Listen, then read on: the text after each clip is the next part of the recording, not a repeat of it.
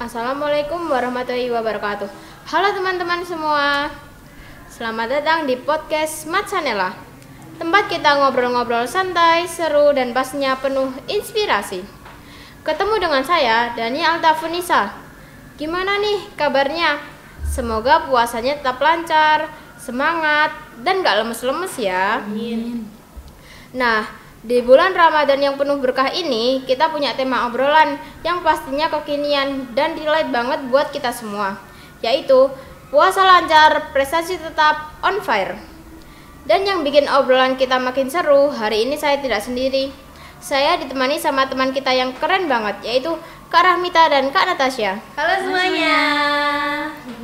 Yang merupakan siswa MTSN 1 Lamongan. Di samping itu, mereka merupakan siswa berprestasi yang sudah banyak mendapat juara, baik di tingkat nasional maupun internasional. Langsung aja yuk kita sapa tamu spesial kita hari ini. Assalamualaikum Kak Rahmita dan Kak Natasha. Waalaikumsalam. Gimana nih kabarnya? Baik, alhamdulillah. Puasanya masih on track kan? Oh, masih dong. Alhamdulillah, masya. Halo semuanya, perkenalkan namaku Rahmita Sanda Almira dan aku biasanya dipanggil Mita. Aku berasal dari kelas 9F. Halo semuanya, namaku Natasha Zara Mahmuda. Biasanya aku dipanggil Natasha. Aku juga dari 9F. Kita harap masih tetap semangat ya menjalani puasa hari ke-11 ini. Dan semoga bisa lancar terus sampai akhir. Amin. Amin. Dan semoga gak bolong ya puasanya. Ngomong-ngomong nih Kak, boleh di-share gak pengalaman Kak Rahmita dan Kak Natasha selama sekolah di MTSN 1 Lamongan ini? Sampai bisa menjadi juara di berbagai lomba yang tingkatannya tuh udah sampai ke internasional. Silahkan Kak. Sebenarnya untuk awal dari perjuangan ini untuk menyelam ke dunia perakademikan ini itu dimulai dari aku masih kecil banget. Masih kecil berapa tahun? 4 sampai 5 tahun. Itu masih kecil ya, masih kecil ya. Dan itu dimulai dari aku ikut les sempoa di situ. Nah, inisiasi ini berasal dari ibuku, di mana waktu itu kakakku juga sempat ikut les ini. Cuma sayangnya beliau nggak bisa lulus karena ada keterbatasan waktu. Beliau ikut SKS juga di MTSN 1 Lamongan ini dan ada jadwal sekolahnya itu nabrak sama jadwal les. Jadi ibuku mungkin mikir, oh nanti takutnya nggak lulus juga. Jadi aku masih kecil itu sudah diikutin les sempoa juga. Tapi aku bersyukur aja sih. Ya dibalik senyumku ini, dulu aku setiap berangkat les itu hampir selalu nangis karena PR-nya banyak. Dan aku pun sampai sekarang belum bisa setuju kalau semisal les sempoa itu diperuntukkan untuk anak-anak berumur 4 sampai 5 tahun. Mungkin saat itu teman-temanku juga sudah di atas itu, lebih tua jauh. Mungkin kelas 1 atau kelas 2 SD yang dimana itu umurnya mungkin 6 sampai 7 tahun. Dan aku di sana masih kecil sendiri. Nah, terus aku lulus dari situ, dari les sempoa itu kelas 3 SD. Kelas 3 SD aku mikir kayak mungkin bakalan sia-sia kalau aku nggak memanfaatkan lesku ini dengan baik. Ilmunya harus diamalkan. Dengan apa ya? Dengan ikut-ikut olimpiade. Karena waktu itu ya mungkin masa aku masih kecil, mau ngajarin orang kan belum pantas. Jadi aku ikut-ikut olimpiade, entah itu dari sekolah-sekolah lain, dari Anis Production, dari Genius juga. Dan waktu aku kelas 4 mungkin 4 atau 5 sama kelas 6, pokoknya aku 2 kali ditunjuk sebagai perwakilan OSN dari SD Plausan waktu itu. Dan masih belum beruntung dua-duanya, tapi insya Allah itu jadi pelajaran yang penting buat aku. Lanjut masuk ke MTS deh. Masuk ke MTS aku sangat bersyukur sekali sudah dipertemukan dengan teman-teman 9F yang sangat ekstrovert, termasuk Kak Natasha ini sangat ekstrovert, selalu bersama di mana-mana, teman seperjuangan kemanapun bareng ya, merasakan pahit manisnya Olimpiade. Nah, dan dari 9F ini menurutku hampir setengahnya, lebih dari setengahnya itu punya potensi di bidang akademik yang luar biasa sekali. Dan saat itu masih kelas 7F ya, itu setiap weekend, dan kita weekendnya cuma satu kali, cuma hari minggu aja, karena waktu itu kita masih 6 hari sekolah, jadi Sabtu masih sekolah, minggunya harusnya untuk istirahat, tapi kita gunakan untuk olimpiade agar tetap produktif ya teman-teman. Tapi itu juga menurutku termasuk healing sih. Melakukan kebaikan bersama-sama itu sangat menyenangkan. Apalagi kalau olimnya bareng-bareng kan. Ya. Seru-seruan aja. Dan sampai detik ini aku masih berusaha untuk istiqomah agar jadi baik. Sampai waktu itu ini yang paling mengesankan menurutku, itu aku di situ mikir mungkin ini saatnya aku untuk melangkah ke jenjang yang lebih ekstrim lagi. Dan pikiranku ini disupport sama Misuci yang waktu itu menawarkan untuk mencoba lomba di tingkat internasional. Yang pertama kali aku join itu ada di Timo, yaitu Thailand International Mathematics Olympiad, dan biayanya lumayan mahal teman-teman. Tapi alhamdulillahnya di cover sama MTS dari Lamongan, dan alhamdulillah lagi aku dapat medali bronze tuh. Nggak nyerah, nyoba lagi ketagihan malahan, karena di lomba internasional itu teman-teman, aku akan ngasih sedikit bocoran. Kalau di lomba internasional itu sebenarnya tidak serumit yang kalian bayangkan. Oh internasional gini, soalnya mesti mungkin mengalahkan perguruan tinggi atau gimana gitu. Tapi padahal menurut pengalamanku, lomba internasional itu mungkin materinya bahkan lebih gampang daripada materi olimpiade di Indonesia, atau bahkan OSN-nya yang masih tingkat rendah itu menurutku lebih gampang. Cuman yang bisa dikatakan orang lain itu susah adalah berbahasa Inggris. Soal-soal itu berbahasa Inggris, yang dimana waktu itu aku disediakan beberapa soal yang berbahasa Cina dan juga berbahasa Inggris. Jadi ada dua-duanya, kalian tinggal milih bisa Cina atau bisa bahasa Inggris gitu sih. Dan dari situ aku belajar ke kesempatan berikutnya, yaitu di Hong Kong International Science Olympiad, dan alhamdulillah aku dapat medali emas di situ. Dan satu hal yang pengen aku sampaikan ke teman-teman sekalian yang lagi nonton video ini, jangan pernah berpikir kalau usaha-usaha kalian yang lakukan saat ini itu akan sia-sia. Terima kasih.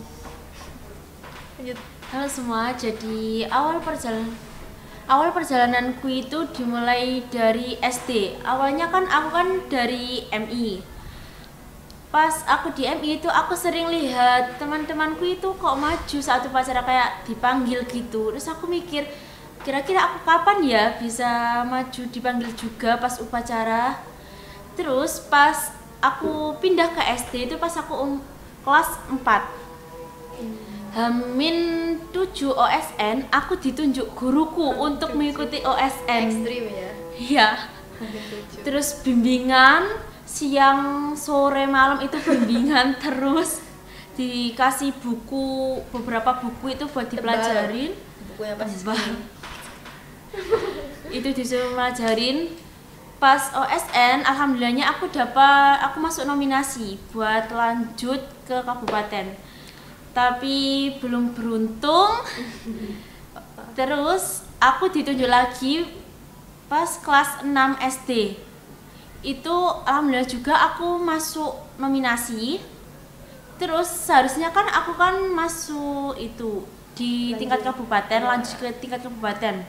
Tapi ternyata itu di Batas. stop di kecamatan aja. Soalnya kan kita kan juga mau masuk ke MTS. Oh, sudah. Iya, jadi umurnya kan udah melampaui. Nah, kan seharusnya kan kalau OSN kan kelas 4 sama 5 doang, kan seharusnya kelas 6 nggak boleh, tapi kok pas tahun itu kok diperbolehkan Tapi gitu. ternyata Tapi ternyata di-stop cuma sampai di situ. tingkat kecamatan aja. Lalu aku melanjutkan ke MTS. Di MTS aku mengembangkan potensi diriku yang di bidang sains ini dengan mengikuti bimbingan Olimpiade IPA setiap hari Kamis dengan Bu Eni juga. Terus aku disarankan oleh Bu Eni kayak ikut olim-olim gitu, nak gitu. Dengan dukungan dari orang tua juga, lalu aku beranilah mencoba. Berani mencoba itu awalnya itu dengan teman-teman 7F juga itu awal mulanya itu. Bareng-bareng. Nah, bareng-bareng itu jadi aku kayak oh, Jadi seru juga nggak gitu. terlalu Ya takut, nggak terlalu ternyata takut nggak sendiri. serem. Nah, Oke. gitu. Terus ketagihan lah. Udah mengoleksi beberapa sertifikat juga. Terus ingin mencoba di jenjang yang lebih tinggi kayak di sekolah-sekolah SMA gitu. Lah terus kita cobalah sama kakak Mita juga ini, kita coba di SMA, Ya. di MAN juga. Alhamdulillahnya kita juga dapat Sudah beberapa- sering ya. dapat Bahkan juga. di universitas juga kita berkali-kali ikut ya. Nah. Alhamdulillah sekali. Lalu saya itu ditawarin mama saya gimana kalau coba yang nasional nak gitu. Lalu saya kalau nggak salah ikut Omnas, alhamdulillahnya saya dapat gold. Terus saya terusin juga disaranin dari Bu Eni itu ikut yang FABI. Itu juga alhamdulillah saya juga mendapatkan medali gold juga. Alhamdulillah. Terus saya itu kan lihat-lihat kayak di Instagram gitu kok ada lomba gitu. Lombanya itu namanya eventnya itu Indonesia Berprestasi. Itu kalau menang di babak selanjutnya itu akan ke Jakarta gitu. Terus aku Keren banget. tertarik lah. Aku bilang ke Bu Eni, gimana Bu, apakah ikut? Katanya Bu Eni, gak apa-apa nak, ikut aja, siapa tahu lolos ke Jakarta. Terus saya tanya ke Mama, gimana Ma? Disupport. Itu enggak, ya ternyata sangat-sangat disupport sekali sama Mama sama Papa juga. Lalu aku itu seleksi dulu di Surabaya. di kabupaten. Di kabupaten. Seleksi dulu, alhamdulillahnya lolos ke Jakarta. Lalu ke Jakarta sama Mama dan alhamdulillah dapat juara 1 pas itu. Alhamdulillah. Keren banget. Sekian dari saya. Wah, keren banget ya cerita dan tips dari Kak Rahmita dan Kak Natasha. Nah, sekarang kita masuk ke segmen yang gak kalah seru, yaitu Q&A. Kita udah dapat beberapa pertanyaan dari teman-teman tim jurnalis Matsanela. Siap, Kak? Siap. Pertanyaan pertama. Kalau lagi puasa, kadang rasa lemes dan ngantuk pas belajar. Ada nggak tips biar tetap fokus dan semangat? Ini sih masalah semua orang ya. Iya sih. Aku sendiri kadang juga gitu. Menurut kakak gimana? Itu benar-benar masalah semua orang karena saya juga pernah mengalami ngerasain ya Allah enaknya ya libur bahan di rumah, tapi kita hidup nggak boleh ngambil enaknya aja guys, harus tetap melakukan apa yang harus kita lakukan, dan pastinya selain itu juga ada beberapa faktor yang bisa mendukung dan menurunkan tingkat kemalasan kita untuk melakukan aktivitas sehari-hari. Yang pertama itu pasti energi ya, jangan lupa Ya. isi amunisi. Tapi karena sekarang di bulan Ramadan, jadi kita puasa. Nah, kalau aku di luar bulan Ramadan ini, kalau nggak puasa, aku biasanya pasti bawa bekal setiap hari. Pasti ada protein, karbohidrat, iya.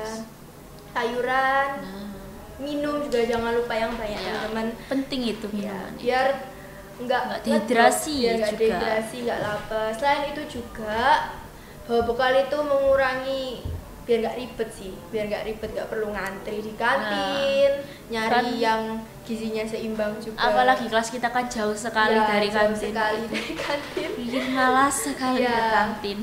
Nah, karena sekarang Ramadan ya teman-teman, nggak mungkin dong aku bawa bekal. Masa aku bawa bekal? Oh, bahaya Kak. Bahaya itu. Nah, bisa diganti ke sahur nih. Jadi Sahur. kalian jangan lupa untuk sahur ya teman-teman, karena sahur itu juga sunnah. Walaupun sunnah, tapi kan sunnah gitu. Pak. Sunnah kan dapat Pahala nanti kalau dan dilakuin. dapat gitu. pahala juga membantu kita untuk biar nggak kekurangan energi juga. Jangan lupa sahur yang bergizi ya teman-teman. Nah, untuk tips selanjutnya mungkin, oh iya, istirahat yang cukup itu juga penting banget ya teman-teman. Banyak sekali orang-orang yang beranggapan salah di poin ini, karena kebanyakan dari mereka itu mungkin mengira bahwa kita semua itu harus tidur selama 7-8 jam semalam. Padahal sebenarnya faktanya itu istirahat ada porsinya masing-masing tergantung orang-orangnya. Dan itu juga ada beberapa faktor, mungkin bisa aktivitas orang tersebut yang dilakukan oleh orang tersebut dalam sehari. Ada juga mungkin porsi tubuh kan beda-beda setiap Iya, orang. setiap orang kan Ada yang perlu istirahat lebih, ada yang cuma beberapa jam aja sudah seger, sudah bisa berpikir secara normal. Mungkin itu. Terus yang ketiga adalah aktif dalam kelas. Ini kan poin yang utama ya. iya, paling penting. Nah, Kak. kita kadang-kadang itu ngerasa ngantuk banget di kelas waktu dijelasin sama guru, terus kita tidur. Padahal itu malah bikin kita nggak fokus guys. Nah, kunci untuk aktif di kelas itu gini, aktif di kelas itu bukan hanya sekedar kalian nggak tidur, kalian bengong gini sama ngeliatin guru kalian nerangin, itu bukan bagian dari aktif dari kelas, aktif di kelas. Karena aktif di kelas itu dihitung kalau kalian mungkin ini bertanya, kalau semisal kalian ada yang nggak paham materi apa, kurang jelas, bisa tanya ke guru gitu. Terus atau kalau kalian ngerasa kalau pertanyaannya itu konyol, nggak jelas, kurang sopan untuk ditanyakan, mungkin kalian bisa diskusi bareng sama teman-teman sebangku, teman-teman belakang bangku kalian atau depan kalian. Nah, selain itu juga kalian bisa bikin ini catatan gitu. Karena biasanya guru kalau nerangin kan nggak selalu runtut, nggak selalu gini, bisa diwaca, tergantung orangnya masing-masing. Jadi catatan itu juga bisa bantu kalian agar bisa lebih memahami materi yang sedang dipelajari juga.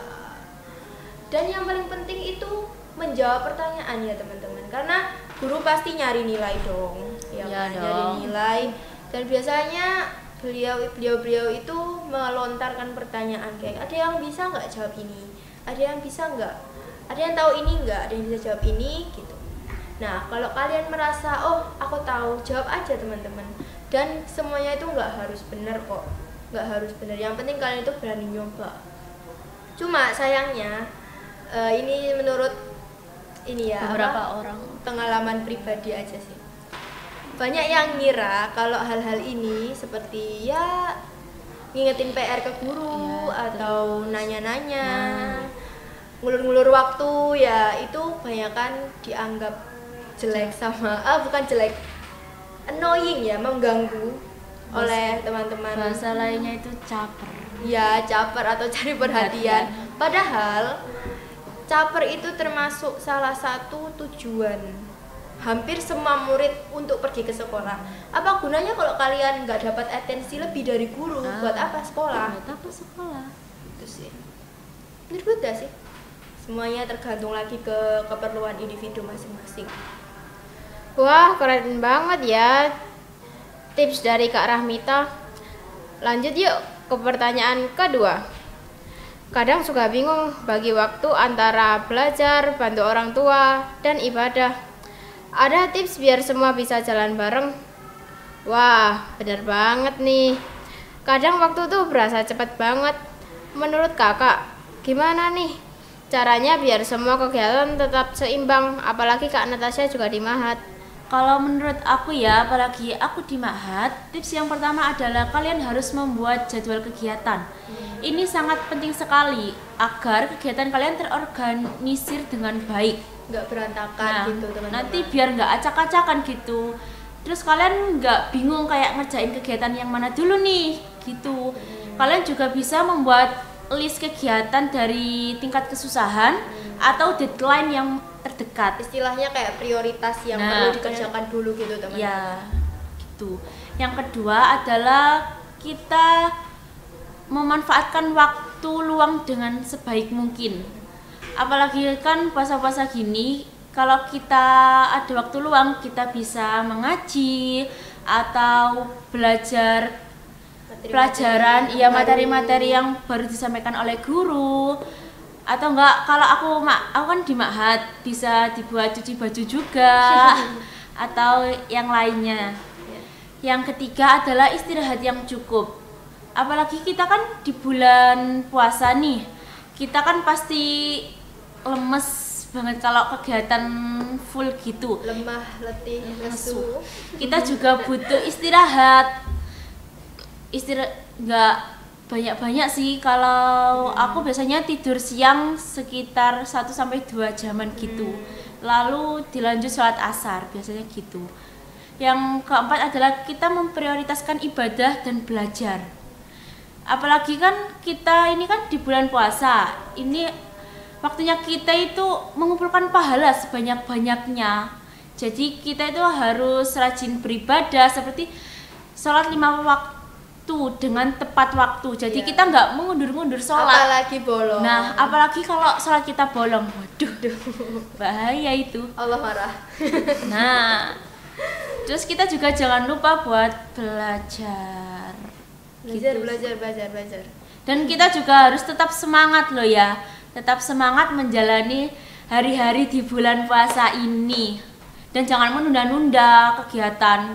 Jadi kita harus niat, kalau udah ngerjain kegiatan itu kita harus niat nanti sampai selesai. Kalau ditunda malah nggak jadi. Nah, itu juga biar kita tetap produktif di bulan puasa ini. Wah, keren banget ya tips dari Kak Natasha. Pertanyaan terakhir dan gak kalah penting. Boleh dong Kak kata-kata motivasi hari ini untuk kita agar tetap bisa berprestasi seperti Kakak? Oke, siapa? Kakak dulu, kakak bisa dulu. Oke, jadi ini adalah satu hadis yang selalu aku pegang dimanapun aku berada, mau di sekolah, mau di rumah, di tempat les, di tempat lomba, dimanapun aku berdiri, aku pasti menetapkan khairunas anfa'uhum linnas. Sebaik-baiknya manusia adalah manusia yang berguna, bermanfaat bagi orang lain. Karena your greatness is based on what you give to others, not in what you have. That's it. Kalau motivasi dari aku pernah dengerin kata-kata ini yang aku pegang. Kamu pasti pernah lelah, tapi kamu jangan pernah berhenti. Karena pembeda pecundang dengan pemenang adalah siapa yang memilih tetap berjalan. Jadi meskipun kalian lelah banget, meskipun kalian mendapatkan kegagalan berkali-kali, itu adalah awal buat kesuksesan kalian. Jadi jangan pernah berpikiran untuk menyerah. Kalian harus ingat awalnya gimana kalian, alasan kalian buat memulai itu gimana sampai di titik ini gitu. Dan percaya kalau semua yang kalian lakuin itu pasti akan ada hasilnya suatu saat nanti. Nah gitu. Wah, Masya Allah, nggak kerasa ya kita udah ngobrol seru hari ini. Makasih banyak buat Kak Rahmita dan Kak Natasha. Sama-sama. Yang udah sharing tips dan pengalaman keren. Pastinya bermanfaat banget buat kita semua. Dan terima kasih juga buat teman-teman yang udah nonton sampai akhir. Saya Dani Altafunisa pamit undur diri. Sampai ketemu lagi di episode selanjutnya. Wassalamualaikum warahmatullahi wabarakatuh.